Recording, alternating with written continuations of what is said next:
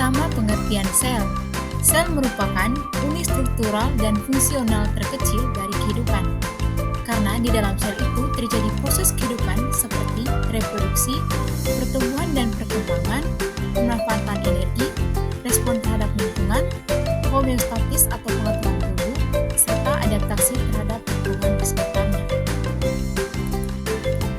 Selanjutnya, penemuan dan teori tentang sel.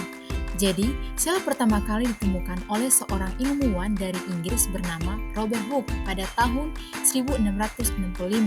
Jadi saat itu, Hooke mengamati sel gabus dari dinding sel tumbuhan yang sudah mati dengan menggunakan mikroskop sederhana. Ia melihat adanya ruang kecil kosong, kemudian menamakannya dengan sel atau dalam bahasa Latin cellula, yaitu kamar kecil. Berdasarkan keadaan intinya, sel terbagi menjadi dua, yaitu sel prokariotik yang tidak memiliki membran inti, contohnya sel bakteri, dan sel eukariotik yang memiliki membran inti, contohnya adalah sel jamur, sel hewan, dan sel tumbuhan. Sel prokariotik tidak memiliki membran inti dan tidak memiliki sistem endomembran. Sel prokariotik secara umum terdiri dari sitoplasma, ribosom, mesosom, pili, kapsul, dinding sel, membran plasma, flagela, dan nukleoid berupa RNA dan DNA sirkuler. Bagian-bagian sel prokariotik tadi memiliki fungsinya masing-masing. Dinding sel berfungsi sebagai pelindung dan pemberi bentuk pada tubuh sel. Membran plasma untuk melindungi sel, mengatur keluar masuknya ion dan molekul, dan mengatur respirasi sel. Sitoplasma berguna dalam proses pencernaan makanan secara intraseluler dan melakukan proses metabolisme sel. Mesosom berfungsi sebagai penghasil energi, ribosom sebagai tempat berlangsungnya sintesis protein, DNA membawa informasi genetik yang akan diwariskan untuk keturunan, dan RNA untuk membuat kode genetik sesuai DNA dalam bentuk asam amino. Berbeda dengan sel prokariotik, sel eukariotik merupakan sel yang memiliki membran inti dan sistem endomembran.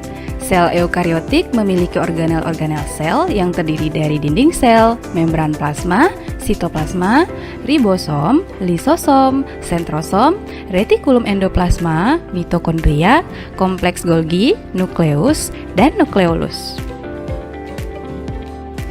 Sekarang, mari kita bahas bagian-bagian sel, dimulai dari membran plasma ya.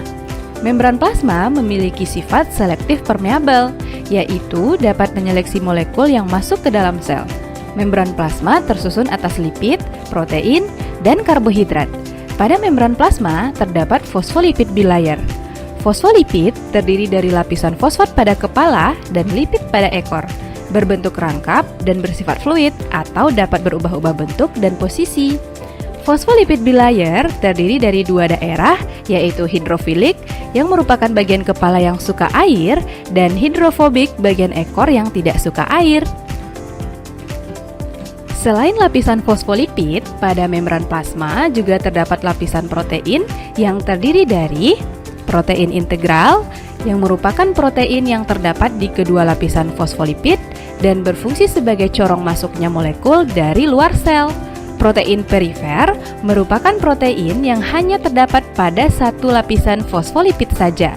Selain itu, pada membran plasma juga terdapat saluran protein, glikogen, dan kolesterol. Kolesterol pada hewan dan fitosterol pada tumbuhan adalah jenis lemak pada membran sel yang mengurangi fluiditas fosfolipid bilayer. Glikogen adalah gugus karbohidrat yang terdapat di permukaan membran plasma yang berfungsi sebagai tempat penyimpanan cadangan makanan. Glikogen terdiri dari glikoprotein yang menempel pada protein membran dan glikolipid yang menempel pada fosfolipid. Membran plasma ini berfungsi sebagai pelindung sel, pengatur keluar masuknya molekul, dan tempat berlangsungnya reaksi respirasi dan oksidasi. Bagian sel berikutnya adalah sitoplasma. Sitoplasma memiliki sifat yang mampu mengenali dan menghantarkan rangsangan. Sitoplasma berfungsi sebagai bahan kimia sel dan tempat terjadinya reaksi metabolisme. Komponen utama dalam sitoplasma terdiri dari sitosol, yaitu cairan pada sitoplasma, substansi genetik, sitoskeleton atau kerangka sel, dan organel-organel sel. Selanjutnya, kita akan membahas organel-organel sel yang menempel pada sitoplasma.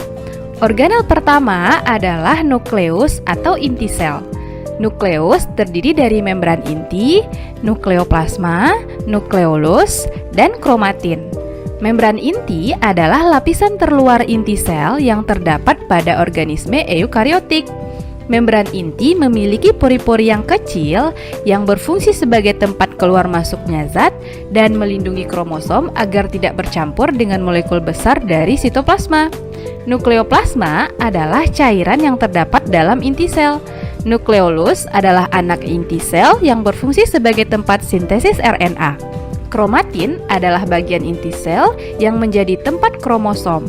Nukleus berfungsi mengatur pembelahan sel, mengendalikan seluruh kegiatan sel, membawa informasi genetik, replikasi DNA, dan sintesis protein. Organel berikutnya, retikulum endoplasma. RE merupakan penghubung membran inti, ribosom, dan badan Golgi yang berbentuk kantung pipih yang memenuhi sebagian sitoplasma. Retikulum endoplasma ada dua macam, yaitu RE halus dan RE kasar. Retikulum endoplasma halus adalah RE yang tidak memiliki ribosom, letaknya jauh dari membran inti. Fungsi dari RE halus adalah sebagai tempat sintesis lemak untuk hormon, metabolisme karbohidrat, penyimpanan kalsium, dan detoksifikasi racun. Retikulum endoplasma kasar adalah RE yang memiliki ribosom. Letaknya kebanyakan dekat dari membran inti. Fungsinya adalah untuk mensintesis protein bersama ribosom yang akan digunakan di membran atau di luar sel.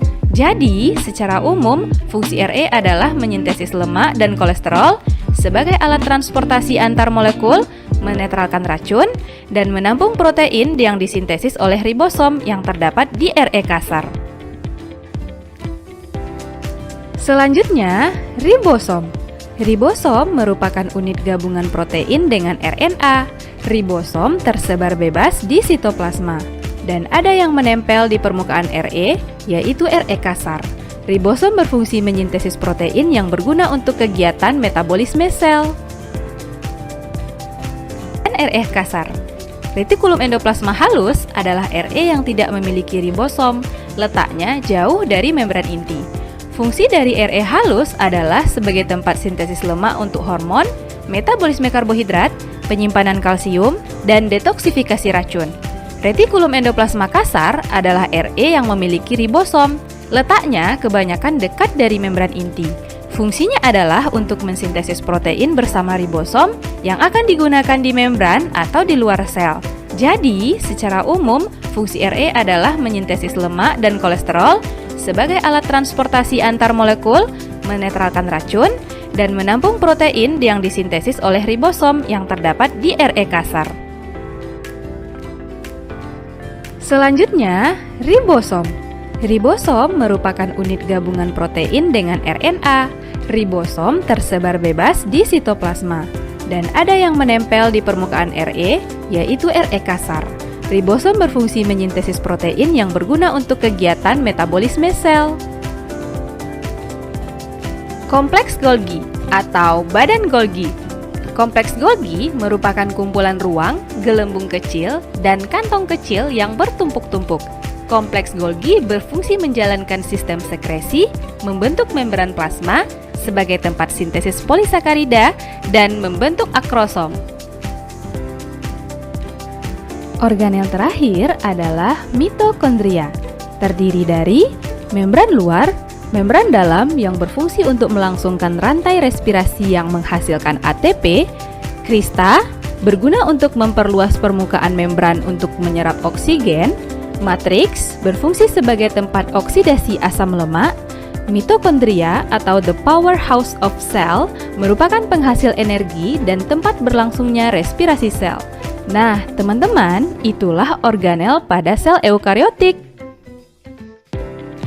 Semua organel yang kita bahas tadi terdapat pada sel tumbuhan dan sel hewan. Namun, keduanya memiliki perbedaan. Apa aja ya perbedaannya? Yuk kita bahas lebih lanjut. Pada sel hewan, terdapat organel khusus berupa lisosom, sentriol, dan vakuola yang berukuran kecil. Sedangkan pada sel tumbuhan, memiliki organel khusus berupa kloroplas, dinding sel, dan vakuola yang berukuran besar. Dan beginilah struktur lengkap sel tumbuhan. Terdiri dari dinding sel, plasmodesmata, lamela, protoplasma, peroksisom, badan Golgi, vakuola tengah, sitoskeleton, mitokondria, plastida, kloroplas, Re kasar, Re halus, membran inti, kromatin, dan nukleolus. Sekarang kita bahas organel khusus pada sel tumbuhan. Pertama, dinding sel. Dinding sel memiliki struktur yang terdiri dari dinding primer, dinding sekunder, lamela tengah, dan plasmodesmata. Dinding sel tersusun atas selulosa, hemiselulosa, dan pektin. Selulosa bersifat kaku dan memberi bentuk sel, serta mempertahankan turgiditas sel. Fungsi dari dinding sel antara lain menyokong sel, melindungi selaput plasma, memelihara keseimbangan sel dari tekanan, dan memberi bentuk pada sel. Organel khusus berikutnya, vakuola, merupakan organel sitoplasmik berisi cairan yang dibatasi oleh membran tonoplas. Pada sel tumbuhan yang sudah tua, vakuola tampak berukuran besar dan berisi cadangan makanan serta pigmen. Vakuola terbagi menjadi 3 jenis, yaitu vakuola tengah atau tonoplas, vakuola yang mendominasi sel tumbuhan yang berfungsi sebagai tempat penyimpanan makanan, vakuola makanan, vakuola yang berfungsi sebagai tempat pencernaan, penyimpanan, dan pengedaran makanan, vakuola kontraktil, vakuola berdenyut yang berfungsi sebagai osmoregulator, yaitu pengatur nilai osmotik dalam sel. Secara keseluruhan, vakuola berfungsi sebagai tempat menyimpan zat makanan, penyimpanan pigmen, menyimpan minyak atsiri, memasukkan air melalui tonoplas, dan sebagai tempat penimbunan sisa metabolisme. Organel khusus sel tumbuhan terakhir adalah plastida. Plastida memiliki struktur yang terdiri dari membran luar, membran dalam, grana, dan tilakoid. Plastida merupakan organel bermembran rangkap yang berasal dari perkembangan proplastida di daerah meristematik. Berdasarkan pigmen yang dikandungnya, plastida dibedakan menjadi kloroplas, mengandung klorofil yang berguna sebagai tempat fotosintesis, kromoplas, mengandung pigmen non-fotosintetik yang terdiri dari warna merah, oranye, dan kuning. Leukoplas, pigmen tidak berwarna yang berguna sebagai tempat penyimpanan makanan. Berikutnya, struktur lengkap dari sel hewan. Terdiri dari membran plasma, sentrosom, peroksisom, sitoskeleton, protoplasma, badan Golgi, ribosom, lisosom, mitokondria, kromatin, nukleolus, membran inti, Re kasar, Re halus, dan vakuola kecil. Selanjutnya, kita akan membahas organel khusus pada sel hewan. Organel khusus pertama adalah lisosom.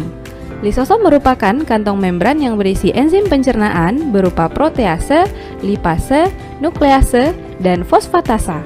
Lisosom memiliki fungsi untuk melakukan pencernaan intrasel, menghancurkan struktur sel yang tidak dikehendaki atau autofag, membebaskan enzim keluar sel atau eksositosis, menghancurkan diri sel atau autolisis.